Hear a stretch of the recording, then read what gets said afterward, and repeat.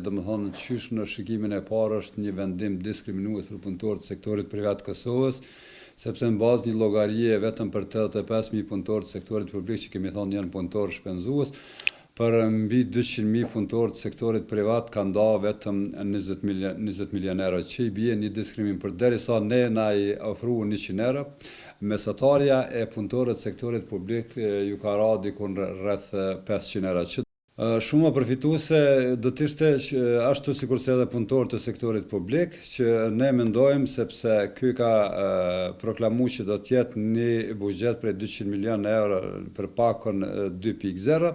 dhe është llogarit dikun që rreth 100 milion euro të paguhen për punëtorët të sektorit privat. Por megjithatë domthonë një degradim të tillë nuk e kam prit asesi. Më së miri do të ishte ajo që e thonë që ka premtuar pagën e 13, por do të ishte edhe shumë më mirë që këto mjete mos të ndahen në kohë fushate, sepse kjo po dihet secili pe din, por megjithatë për ne është shumë e rëndësishme që ky nuk e ka bërë vlerësimin adekuat. Ne normal që kemi propozuar që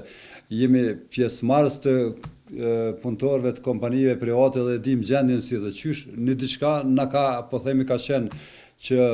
edhe ne kemi menduar që punëtorë që kanë mbi 1.000 euro pagë më mirë që të përcillen tek punëtorë që kanë një pagë edhe 250 euro sot. Shfrytëzohen dhe unë kam bë apel tek këta punëtorë, sepse paramendojeni